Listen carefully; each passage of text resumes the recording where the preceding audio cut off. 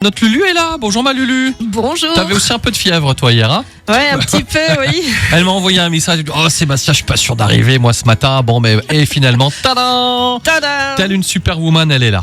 Voilà. Ma Lulu, tu vas nous parler d'un sujet de saison. Alors c'est vrai qu'il y a des sujets comme ça dans le jardin qui reviennent chaque année. On en a déjà parlé, mais c'est pas grave.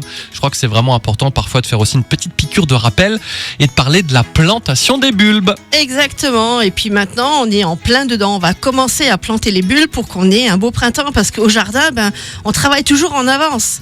C'est-à-dire qu'à la fin de l'automne, on prépare anticipe. le printemps et au printemps, on prépare l'été, l'automne, etc. C'est comme ça. Donc tu veux dire que c'est là le moment de planter les bulbes? Voilà, on va commencer à planter. On a septembre, octobre, novembre. Tant que ça gèle pas, on va planter. Alors on a besoin de tes conseils. Voilà, donc on va acheter déjà des bulbes qui sont sains. Ça, c'est très très important. Ça sert à rien d'acheter 50 bulbes qui ne valent rien.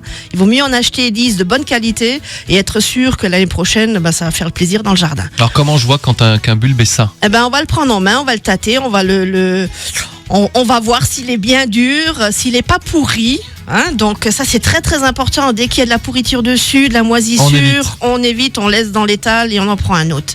Et donc on va préparer le terrain, on va bien faire un beau trou. Et puis, alors le bulbe c'est très simple. Le bulbe il fait 2 cm de haut, on va le planter à 4 cm de profondeur. C'est toujours le double. Donc c'est très très simple à retenir. Alors attends, tu redis s'il te plaît? Alors 2 cm de bulbe, 4 cm de plantation. Le double quoi. Le double. Donc 3 cm de bulbe, 6 cm de plantation. Exactement. Ok. Et ensuite, alors je voudrais quand même, là ce week-end j'étais à un marché aux plantes à Ucange et puis il y avait un monsieur qui vendait des belles bulbes.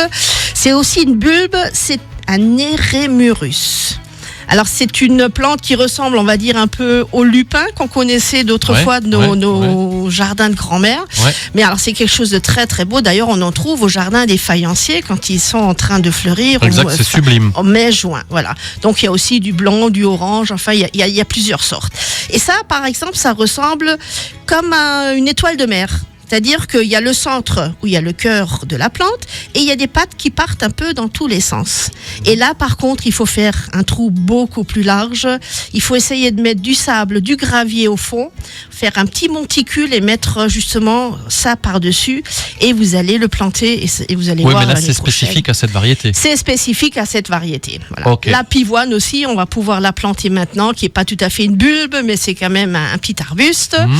Et on va la planter aussi. Et moi, j'avais une question aussi pour planter ces bulbes. Enfin, 2 questions. Est-ce qu'il faut faire attention aussi à la terre? Parce qu'on n'a pas tous là sur notre zone de diffusion les mêmes types de terre. Et est-ce qu'on plante ces bulbes en pot ou directement dans le jardin? Comment tu fais? Alors, il y a 2 façons. On peut les planter dans le massif. Si on a une terre argilo-calcaire, on va rajouter un peu de terreau, un peu de sable. On va faire ce mélange la première année. Une fois que le bulbe se sera bien installé, il n'y aura pas de problème. Alors là aussi, il y a la polémique. Je la sors pas. Moi, je sors jamais mes tulipes ni mes alliums, quand rien tu dis du tout. Sortir, c'est les déplanter quelque part et les replanter. Voilà, une fois qu'ils ont défleuri, les feuilles vont devenir jaunes. Et à ce moment-là, en général, on sort le bulbe, on le laisse sécher, on le replante au mois d'octobre, septembre, octobre. Moi, je laisse dedans, je suis une feignante, donc je fais pas plus. Okay. Ensuite, on peut faire, ce que tu disais avant, on peut prendre un petit seau, on va faire des étages aussi, plus le bulbe est grand, plus on va le mettre au fond.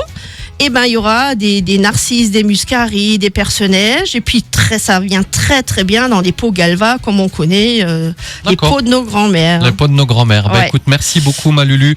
Tout est sur notre site radiomélodie.com. Lulu, des jardins de Lulu. Faire folie aussi, elle réalise toujours plein de choses. Là, j'imagine pour l'automne, notre ami Harim, il doit être dans l'atelier en train de travailler des nouvelles formes. C'est quoi là les tendances pour l'automne avec Faire folie? Là maintenant on est dans la production d'Halloween. Et puis on démarre déjà sur les chapeaux de roue pour les décorations de Noël. Un peu comme dans le jardin, il faut toujours anticiper. Exactement. Merci beaucoup ma Lulu. À dans 15 jours. À dans 15 jours. Ciao.